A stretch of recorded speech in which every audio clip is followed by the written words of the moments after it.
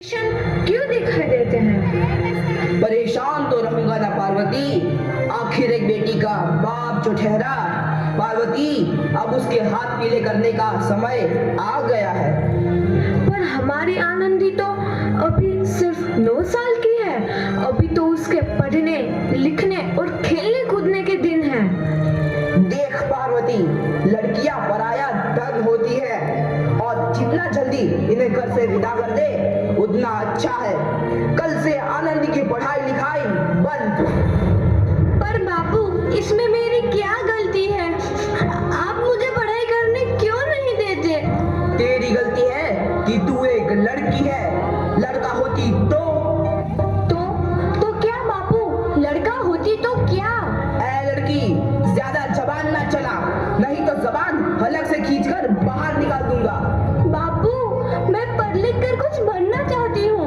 मेरी पढ़ाई ना रोको बापू। आनंदी, तुझे पढ़ना है तो पढ़, लेकिन सारी उम्र बाप की छाती पर यूं बोझ बनकर ना बैठ। पर बापू, अभी तो मेरी उम्र पढ़ाई लिखाई की है। मुझे पढ़ लिख कर डॉक्टर बनना है। पढ़ाई पढ़ाई पढ़ाई, आज तो तेरी इन किताबों का काम तमाम करके ही छोड़ूंगा। ये ले। नहीं बापू, मत छोड़ो बापू। मंचोरी। नहीं बापू, नहीं। बापू, ये तुमने क्या किया? तुमने मेरी इन किताबों को ही नहीं फाड़ा बापू, मेरी किस्मत फाड़ दी, मेरी किस्मत। ये कॉपी किताबें ना सिर्फ छोरों के हाथ में अच्छी लगती है, लड़कियों के हाथ में तो सिर्फ मेहंदी अच्छी लगती है, मेहंदी। पर बापू, मैं लड़की हूँ तो क्या हुआ? लड़का और लड़की तो हमारी दोनों आंखों के समान होते हैं। चुप कर आनंदी, और यह एहसान मान कि अब तक जिंदा है तू। कहीं बचपन में गला दबाकर मार दिया होता तो यह तेरी बकबक नहीं सुननी पड़ती आज। पर बापू, मुझे चूल्हा जलाना अच्छा ना लगे है। देख छोरी, जितना जल्दी हो तू चूल्हा जलाना सीख ले, उतना ही अच्छा है तेरे लिए। और हाँ, तेरा ब्याह तो होगा, वो भी कल के कल। अगला जीवन है तुम्हारी यह कहानी। आंचल में है दूध और आंखों में है पानी। मुझे माफ कर दे बेटी, तेरे बापू के जिद के आगे मेरी एक न चलेगी। माफ कर दे बेटी, मुझे माफ कर दे। इस प्रकार मात्र 9 वर्ष की छोटी उम्र में आनंदी का विवाह गोपाल राव जोशी से हो गया। बाल विवाह एक सामाजिक कुरीति है और इस कुप्रथा का शिकार होना पड़ा आनंदी को। 5 वर्ष बाद आनंदी 14 साल की हो गई है। उसके घर एक शिशु ने जन्म लिया है। देखते हैं आगे क्या हुआ। देखिए ना, इसे क्या हो गया है? इसका माता तो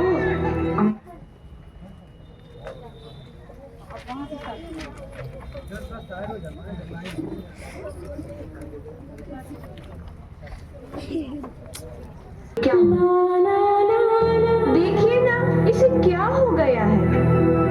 इसका माता तो अंगार की तरह तप रहा है। इसे तो बहुत तेज बुखार है। आप बिना कुछ भी बोलते हैं, दीजिए मुझे। माधव, माधव, जल्दी से वैद्य जी को बुला के लाओ। जी, अभी बुला के लाता हूँ। ये तुम क्या कर रही हो आनंदी? भगवान की विभूति लगा रही हूँ। बस करो आनंदी, ये सब अंधविश्वास है। अरे आप यकीन तो कीजिए, भगवान की कृपा से इसका माथा ठंडा हो रहा है और बुखार भी उतर गया है ना बाबू? देखिए, दीजिए मुझे। उठो बाबू, आंखें खोलो, तुम्हें तुम्हारी माँ बुला रही है। आंखें खोलो, देखिए ना इसे क्या हो गया है।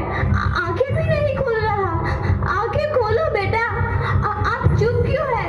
आंखें खोलो बेटा, आंखें खोलो।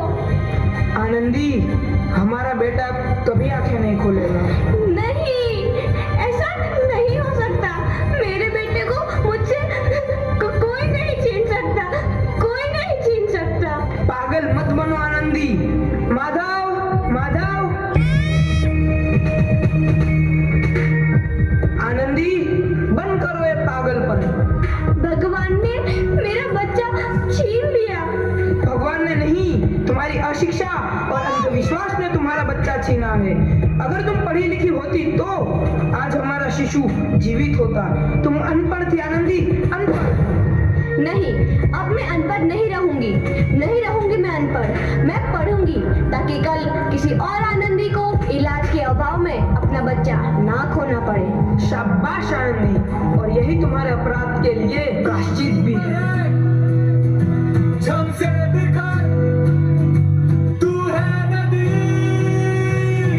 आनंदी, तुम्हारी 12वीं का परिणाम आ गया है। तुमने पूरे कॉलेज में प्रथम स्थान अर्जित किया है। आनंदी, तुम्हारी मेहनत रंग लाई है। तुम्हें शिक्षा वृत्ति मिली है। ये लो तुम्हारे अमेरिका जाने की टिकट। मुझे शिक्षा वृत्ति मिल गई, मैं अमेरिका जा रही हूँ। पर ये सब मैं अकेले कैसे कर पाऊंगी? आनंदी, अपने आप को इतना कमजोर क्यों समझ रही हो? फिर इतना पढ़ने लिखने का क्या फायदा? तुम अभी गवार की गवार नहीं हूँ मैं अब गवार।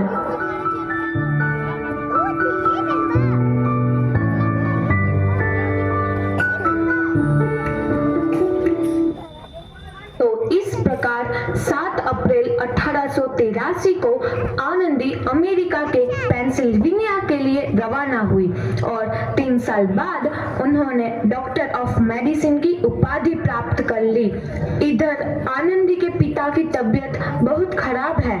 आगे क्या होता है देखते हैं। लगता है अब मेरे जाने का समय आ चुका है। मैं नहीं बचूंगा। ऐसा मत बोलो।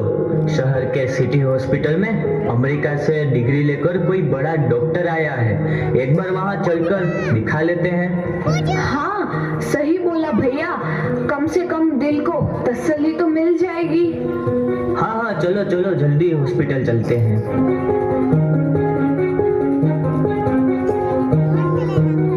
इस मरीज की हालत तो बहुत ही खराब है। कोई चमत्कार ही इसे बचा सकता है। ऐसा मत बोलो भाई। डॉक्टर साहब कब तक आ जाएंगे? लो आ गई डॉक्टर मैडम। डॉक्टर मैडम जल्दी देखिए, मरीज की हालत बहुत ही खराब है।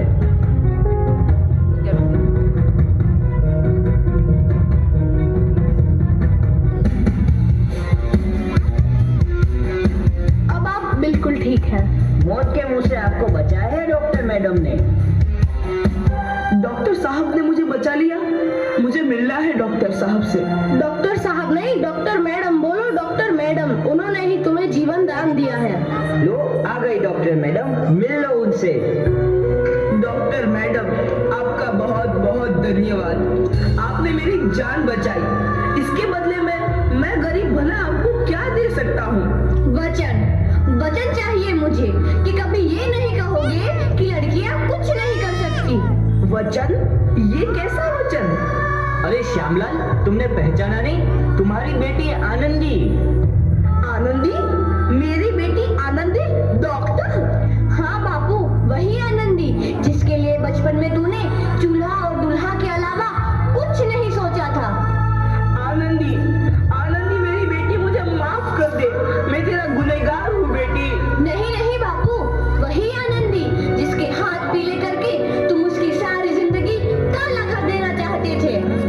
माफ कर दे मुझे मेरी बच्ची, माफ कर दे। मैं तेरा अपराधी हूँ मेरी बच्ची, माफ कर दे। नहीं बापू, मैंने तो तेरा एहसान चुकाया है। याद है ना अपना एहसान जो बचपन में तुमने मुझ पर किया था?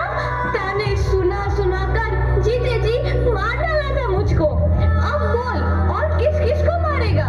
आनंदी बेटी, मुझे माफ कर दे मेरी बच्ची। मैं तेरा गुनहगार हूँ। बापू, आपने ही तो बोला था किताबें सिर्फ बेटों के हाथ में अच्छी लगती है, बेटियों के हाथ में तो सिर्फ मेहंदी। बेटों और बेटियों में फर्क करना दो आंखों में फर्क करने समान है। एक का पढ़ना और दूसरे का ना पढ़ना सामाजिक अंधकार है बापू, सामाजिक अंधकार।